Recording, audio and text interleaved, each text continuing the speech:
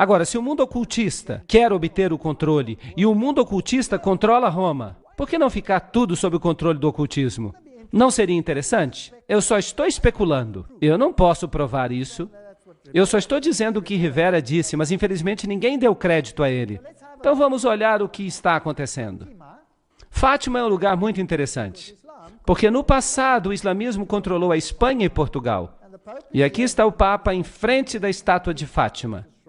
E vejam que aqui está o Templo de Fátima. O membro do Vaticano, Dr. Malaquias Martin, disse que, baseado numa mensagem de Maria numa visita pessoal, o Papa João Paulo acredita que chegará o dia quando o coração do islamismo, já afinado com as figuras de Cristo e da Mãe de Cristo, Maria, receberá a iluminação. Iluminação, eu gosto dessas palavras.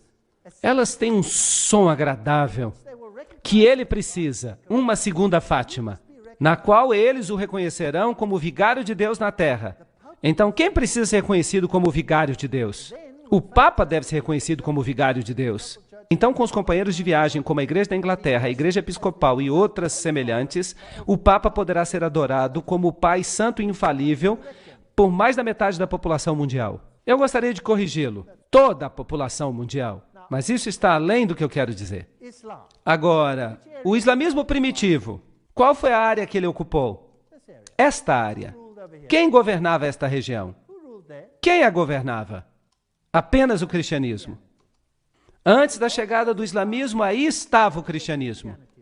Mas então o islamismo passou a dominar essa região. E então, por volta de 750 depois de Cristo, o islamismo progrediu e tomou conta de toda essa região, inclusive da Espanha. Isto é fascinante. A Espanha e toda a região da Ásia Menor. Tudo controlado pelo Islã. Vocês sabiam quem governava a Espanha?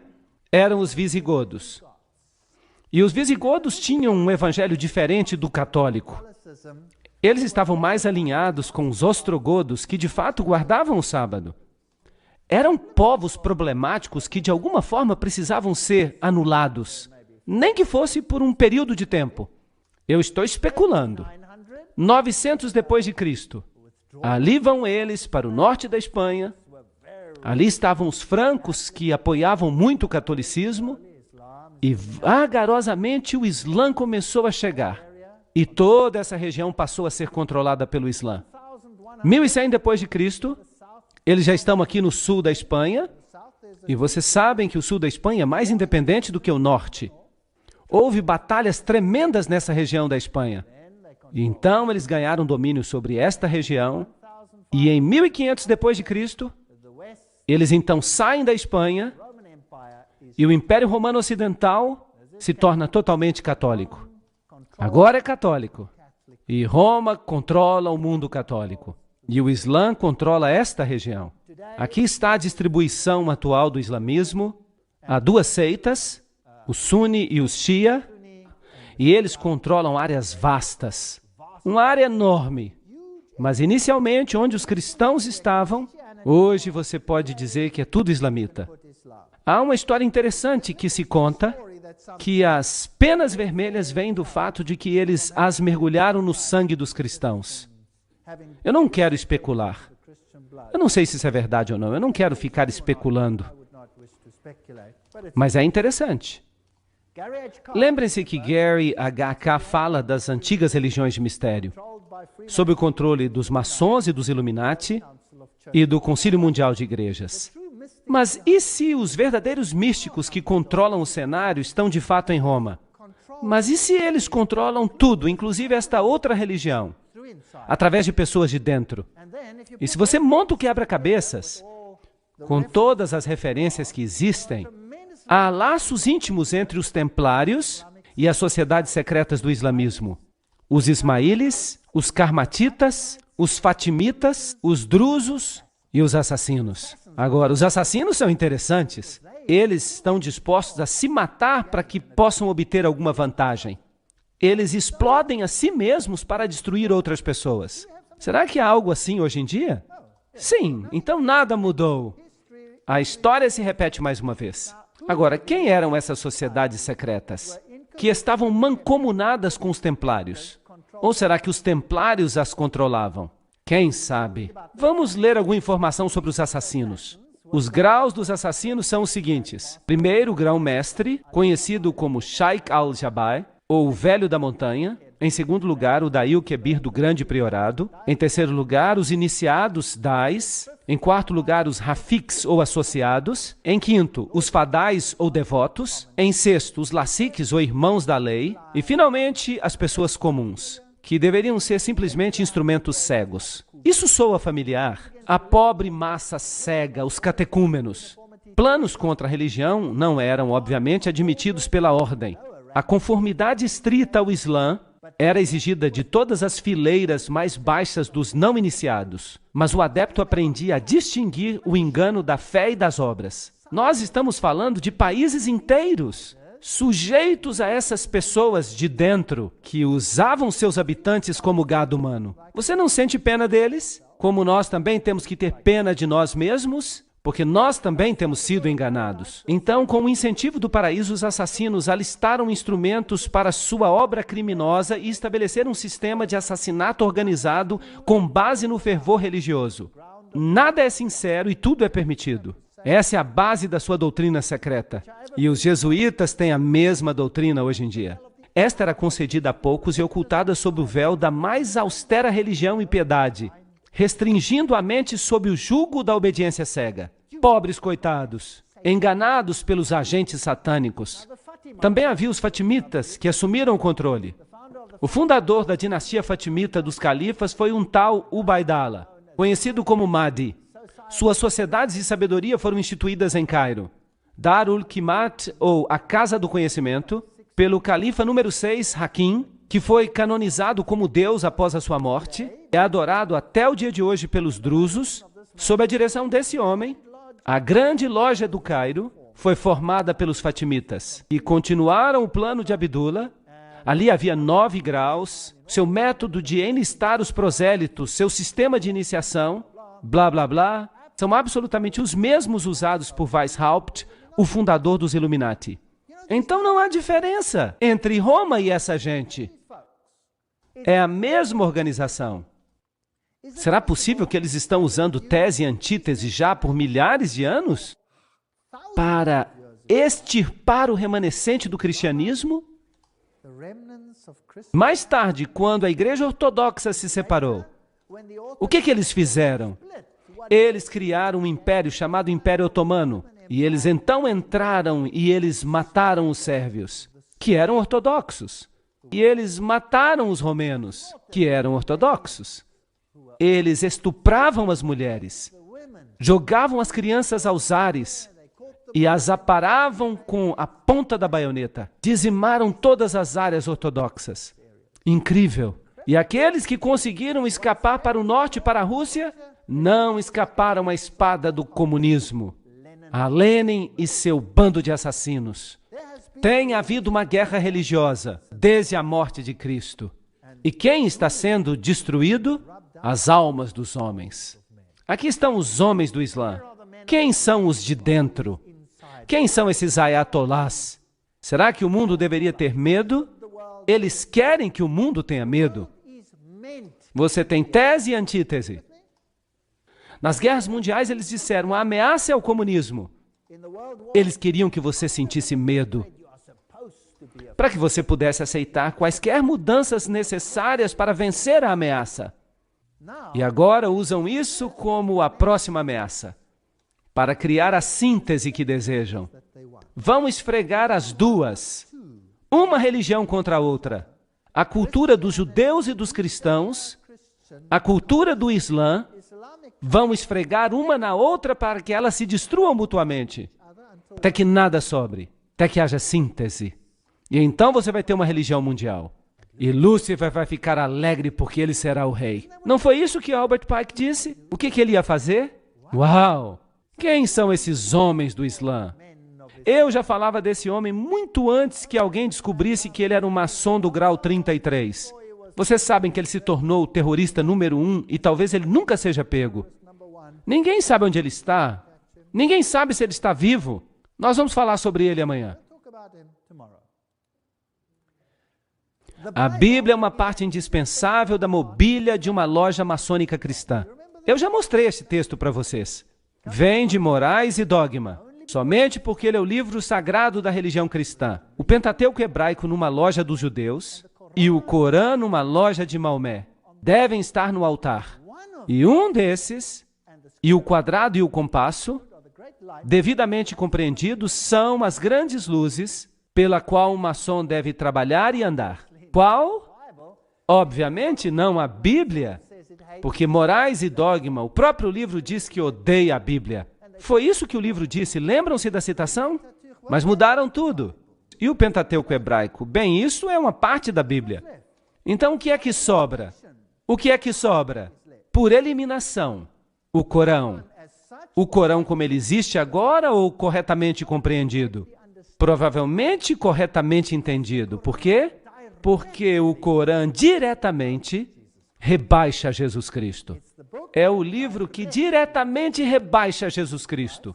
Enquanto que os outros tiveram que ser modificados para que os de dentro pudessem rebaixar a Jesus Cristo. Estão entendendo? Vamos olhar isso, porque a coisa está ficando melhor. O engano mortal, James D. Shaw, que era um maçom do grau 33. Ele esteve em uma cerimônia muito interessante, onde um pregador famoso, muito famoso, e o primeiro nome dele é Billy, ele também compareceu a essa cerimônia de iniciação. Mas isso é outra história. Grau 33, cavaleiro comandante da corte de honra, o mestre da adoração do passado, loja azul, mestre do conjunto passado de todos os ritos escoceses, é isso que ele era. E ele explica alguns dos rituais. O engano mortal, de James D. Shaw. A cerimônia de iniciação ao grau 33. O juramento é selado ao se beber vinho dentro de um crânio humano. Que este vinho que eu agora bebo se torne um veneno mortal para mim, como a cicuta bebida por Sócrates, se algum dia de minha vontade eu violar este voto. Um membro vestido de esqueleto coloca seus braços ao redor do candidato, que então declara: e que esses braços frios para sempre me envolvam, se algum dia, de minha própria vontade, eu violar este voto. Aí está, a cerimônia de iniciação do grau 33. Mas há uma outra. Cada um de nós recebeu, juntamente com o anel do rito escocês, a cópia do livro de Albert Pike, Morais e Dogma. Você só recebe isso quando você entra para o grau 33. Eles nos disseram que este livro era a fonte da maçonaria e seu significado. Eles também nos disseram que ele jamais deveria sair de nossas mãos e de que arranjos deveriam ser feitos para que, no momento da nossa morte, ele fosse devolvido ao rito escocês. Felizmente, eu não tive que passar por este processo, mas eu tenho um livro desses. É muito útil. O que é que isso tem que ver com o Islã? Aí está o grau mais elevado da maçonaria. O que acontece aí, então? De novo, o engano mortal. O rito escocês inclui 29 graus além da loja azul, culminando no grau 32.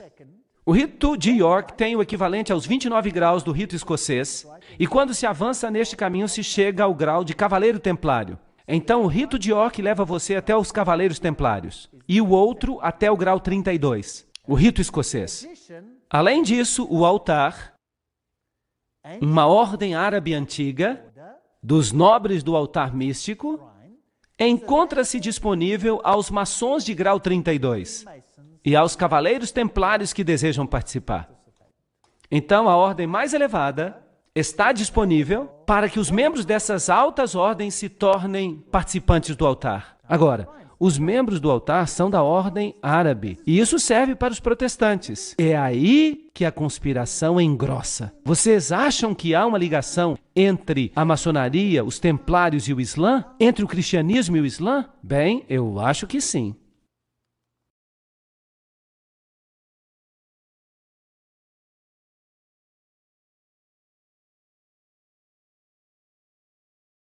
A antiga ordem árabe dos nobres do altar místico, o altar, o exército de demonstração da maçonaria, é uma instituição bastante conspícua. É necessário que você pertença ao grau 32 da maçonaria durante 6 meses antes que você possa pertencer ao altar. Só os mais elevados maçons podem pertencer ao altar. Agora, aí estão os americanos mais importantes. Todos os mais importantes americanos. Eles desfilam por Nova York como membros do altar. Se fosse um baile de máscaras. O altar pertence a Alá. Vocês sabiam disso? E vejam que ali estão os cristãos, assim chamados cristãos do grau 32. E eles já sabem que eles adoram a Lúcifer. E eles vêm até o altar. E o Corão está no altar. A Bíblia já foi embora. Quando você se torna um membro do altar, a Bíblia já foi embora. Nós selamos o nosso voto em nome de Alá, o Deus dos árabes, o Deus dos muçulmanos, de Maomé, o Deus de nossos pais. Uau! Será que Alá é que é o Deus dos nossos pais? Aqui está o juramento. Se eu violar este voto, que eu sofra a pena de ter os meus olhos arrancados do centro por uma espada de 3 gumes. Que os meus pés sejam escalpelados, que eu seja forçado a caminhar sobre a areia quente das praias estéreis do Mar Vermelho, até que o sol chamejante me atinja como uma praga vívida, e que Alá, o Deus dos árabes, dos muçulmanos, de Maomé, o Deus de nossos pais, me ajude a cumprir inteiramente este voto. Será que um cristão pode fazer um voto assim? Sim ou não? Obviamente não. Então a maçonaria nada mais passa do que uma antiga religião de mistério. E os jesuítas pertencem a essa antiga religião de mistério, e Islã é um tipo de antiga religião de mistério por trás dos bastidores. E quem você acha que controla tudo isso? Roma. Roma controla tudo isso. O que você acha de eu dizer que o catolicismo e o islamismo por trás dos bastidores são a mesma coisa? Vocês já notaram que o catolicismo não reclama que os islamitas não permitam que haja evangelismo? Porque isso lhes convém. Ele já é catolicismo. Mas quando o evangelismo acontece em países não islâmicos e alguns católicos se convertem, então acontece um grande drama. Não é interessante? Esse é um padrão duplo que é difícil de entender, a menos que você olhe nos bastidores. Então há todas essas salas egípcias, há uma sala assíria, e aqui está uma loja maçônica, uma reunião de uma loja maçônica em Cairo. E o presidente Gamal Abdul Nasser, o presidente Nasser, de 1954 a 1970, e Anwar Sadat, de 1970 a 1981, eles eram todos membros da AEO, a antiga Ordem dos Egípcios, e da ANOMS, a Ordem dos Nobres Árabes do Altar Místico. Então, não é interessante que eles trabalhem tão bem assim por trás dos bastidores? Será que tudo isso é uma anedota? Aqui está o juiz Hagbed Idris, ex-governador e grão-mestre e soberano comandante da ordem egípcia. E aí você tem o seu simbolismo. E foi um maçom mesmo que me mostrou isso. Ele me disse que lá no Líbano todos os grandes figurões do islamismo são maçons. Ele mesmo era maçom. Bem, vamos até este templo maçônico, em Oklahoma. O que nós estamos vendo aqui? Nós vemos um símbolo, e nós vemos símbolos árabes, e nós podemos ver um fez, um fez, um fez e um fez. E é claro, Musla, muçulmano Alá. Então a maçonaria, na sua ordem mais elevada, adora Alá, que de fato, diretamente é Set, a soma da lua com as estrelas. Bem, Arthur Edward Waite diz, Babel representava um esforço maçônico. O que será que isso significa? Vamos nos aprofundar nessa história. Nós já vimos isso antes. A Torre de Babel. É assim que a Torre de Babel se parecia. Esta é a aparência provável da Torre de Babel. Notem que ela era construída sob a forma de espiral. E há inúmeras representações que você encontra na literatura. Aqui está outra representação. A Torre de Babel. Notem o formato de espiral. Até o topo. Há várias representações. Espiral, espiral, espiral. Circular. Esta aqui é estranha. Mas são todas espirais. Ela provavelmente era assim. Então, ela era um esforço maçônico. Isso não é interessante? Vamos olhar esta foto de novo. Em um país islâmico, Maria em cima de uma espiral. E aqui temos, Salve Rainha Santa. Estão vendo este círculo com um ponto dentro? Vocês se lembram o que Albert Pike disse que isso representava? Era o princípio gerador. Como o barco e o mastro. A mesma coisa. Usavam este símbolo para Maria. Aqui há outro lugar. Você percebe isso aqui? Ali está ela. África do Sul. Ela está no espiral. O que é isso? É a Torre de Babel. Veja uma vista da frente. Esta aqui foi tirada no Líbano. Eu mesmo tirei a foto. No Líbano. Aí está ela, no topo da Torre de Babel. Quem vai ser a rainha da Nova Babilônia? Maria. Mas quem é Maria? Maria é Ísis. Será? Aqui está a igreja onde está a estátua dela, sob a forma de um barco fenício. Dá para ver a silhueta dela na janela. Aí está uma pintura dela. Ela é a rainha de Babilônia. Vamos pedir para Blavatsky confirmar isso. Doutrina secreta. A humanidade se tornou a serpente de Gênesis. E assim causa toda hora e todo dia a queda e o pecado da Virgem Celestial. E então, a Virgem Celestial se torna a mãe dos deuses e dos demônios ao mesmo tempo. Pois ela é a divindade amorável e benéfica para todos aqueles que tocam a sua alma e coração. Eis aí a doutrina secreta. E continua, Lúcifer é a luz celestial e terrestre. Ele é o Espírito Santo e Satanás ao mesmo tempo. Então, Satanás e Maria são a mesma coisa. E no livro Ísis Desvelada, de Blavatsky, ela diz que Ísis, a egípcia, é a mesma coisa que o seguinte: a Santa Ísis, Mãe Universal, a Mãe dos Deuses, a Mãe de Horus, a Alma Máter do Universo, a Virgem Sagrada da Terra, a Mãe de todas as virtudes, a Ilustre Ísis, Espelho da Justiça, Lótus Sagrada, Astarote, Rainha dos Céus, Modelo de todas as mães, Ísis, a Mãe Virgem. E ela continua. No hinduísmo, a mesma coisa.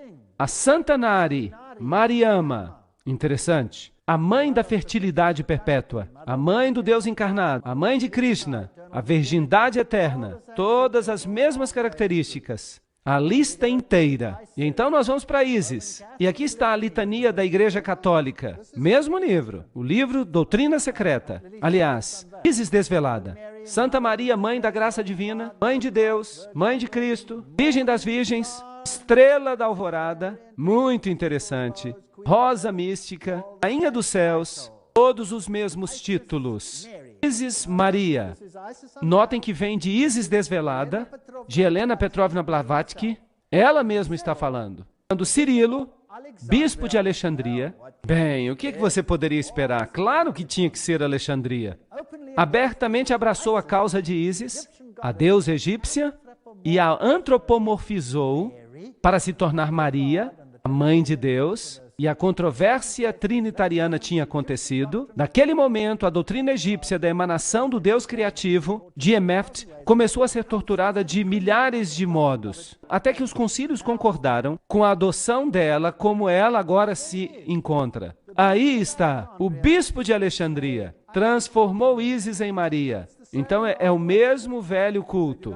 Então, se você entrar numa catedral católica ou num santuário de Maria... Eu tirei esta foto na Europa.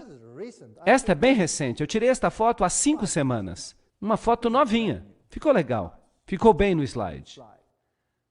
Oração à estrela do mar. Ó Maria, estrela do mar. Quem é a estrela do mar?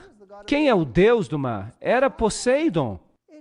Era Osíris. Ó querida mãe, eu me aproximo de ti com grande confiança. Os muitos milagres que aconteceram me enchem, pobre pecador, blá, blá, blá, blá. Ó tu, Mãe Dulcíssima, amicíssima estrela do mar, não me deixes ir embora daqui, sem ser atendido, etc, etc. Tu podes me auxiliar, porque tu és a segunda mais poderosa depois de Deus. Eles colocam isso em benefício das massas. Eles creem que ela é Deus. Aqui está o famoso Pio, o mesmo que lançou Hitler ao poder, 1950, o dogma da ascensão de Maria ao céu. Aqui está o dogma. Nós declaramos que a benditíssima Virgem Maria, no primeiro momento da sua concepção, foi pela graça única e privilégio de Deus, em vista dos méritos de Jesus Cristo, Salvador da raça humana, preservada, intacta de qualquer mancha do pecado original. Esta doutrina é muito importante, porque agora Jesus tem os seus méritos por causa da sua mãe, e não por causa do seu pai. Lembrem-se disso. Jesus tem as feições de sua mãe. Será que eu consigo colocar esta sentença na sua cabeça? Jesus tem as feições de sua mãe. É isso que esta doutrina ensina. E eu vou mostrar para vocês os pregadores protestantes dizendo a mesma coisa. Interessante. Aqui está a revista Focus. Maria soll Göttin werden. Maria deve se tornar deusa. Claro que abertamente a Igreja Católica não permitiria que Maria fosse chamada de deusa. Weiblich Gottheit. Mulher deusa? Absolutamente. Por que não? Milhões de católicos americanos querem fazer de Maria uma deusa. O cardeal John O'Connor e o Papa João Paulo II, um grande mariólatra, não se opõem a essa ideia. Aí está, Maria é Deus. Claro que ela é Deus para os iniciados. Porque Helena Blavatsky disse o quê? Que ela é Lúcifer. Ela é Lúcifer. Muito bem. É por isso que a versão King James diz em Gênesis 3,15: E eu porei inimizade entre ti e a mulher, e entre a tua semente e a semente dela. Ele ferirá a tua cabeça e tu ferirás o calcanhar dele. Nem a Bíblia Padrão Revista ousou mudar isso. Gênesis 3,15: Porém inimizade entre ti e a mulher, e entre a tua semente e a semente dela. Ele ferirá a tua cabeça e tu ferirás o calcanhar dele. Mas os católicos não gostam do texto assim. E a Joy Himes, que é a Bíblia Jesuíta Online, diz: Eu porei inimizades entre ti e a mulher, entre a tua semente e a semente dela. Ela ferirá a tua cabeça, e tu espreitarás o calcanhar dela. Agora é Maria que esmaga, não é mais Jesus. Eles mudaram. Aqui está a fotografia de uma aparição de Maria em Zaitun, no Egito. Então os muçulmanos viram isso. E aqui está um livro fascinante. A rainha de Roma, a rainha do Islã, a rainha de todos. Será que estamos falando da mesma religião? Vamos dar uma olhada. Vamos dar uma olhada nesta página católica da internet. Hearts Are. A doutrina católica romana com respeito a Maria.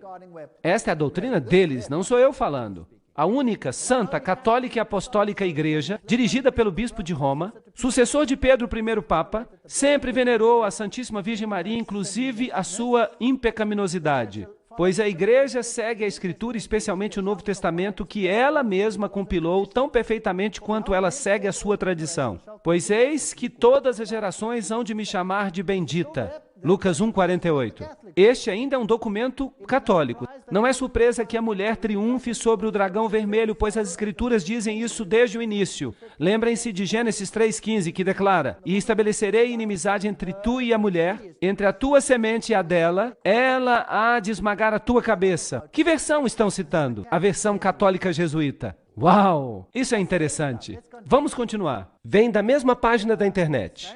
A Mary, a mulher das Escrituras e mãe dos homens, que guarda os mandamentos de Deus e mantém a verdade com respeito a Jesus. Essa declaração é interessante. Nós vamos fazer uma comparação mais tarde que vai ser muito divertida.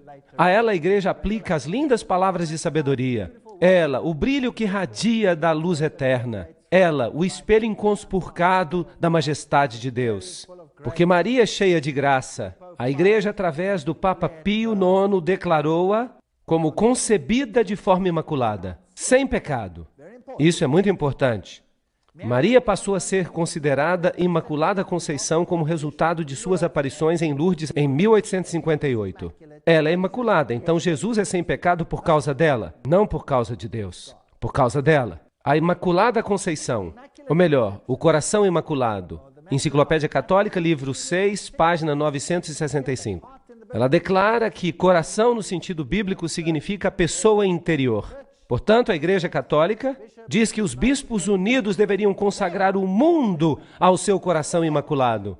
O mundo inteiro deve ser consagrado ao coração imaculado. Isso é fascinante. Vamos ler mais.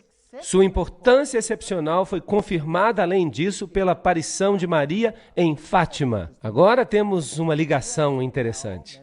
Vocês já viram o inferno. Então, nós chegamos àquelas visões, nós já discutimos as visões do inferno. A Rússia, então, seria consagrada. E João Paulo II, ela não mencionou o nome dele, mas dizem que é ele quem vai sofrer, e ele é o terceiro, e que todo mundo será dedicado ao seu coração imaculado. E Maria, então, declara em Fátima que a Rússia se converterá. E o resumo da história é que o mundo será salvo pelos filhos de Maria, aqueles que se devotaram ao seu coração imaculado. Isso é muito fascinante. Vamos ler um artigo dessa mesma página da internet, uma página da Igreja Católica. E o seu autor é o famoso bispo Fulton Sheen. Vamos tentar descobrir alguma coisa ali. O artigo se chama Maria e os Muçulmanos e é encontrado no relatório Mizzensi, páginas 1 a 3, da Fundação do Cardeal Mizzensi, que considera o assunto excepcionalmente importante. E o bom bispo diz: o Corão, que é a Bíblia dos muçulmanos, tem muitas passagens que falam sobre a bendita Virgem. Em primeiro lugar, o Corão acredita em sua concepção imaculada. E também no seu nascimento virginal. O seu nascimento virginal. Notem bem, o seu nascimento virginal. Vocês perceberam isso? Ela foi concebida imaculadamente e a mãe de Maria era estéril. Quem se tornou, portanto, o Salvador? Uma contrafação de Jesus Cristo. Esta aqui. Isso é uma afronta.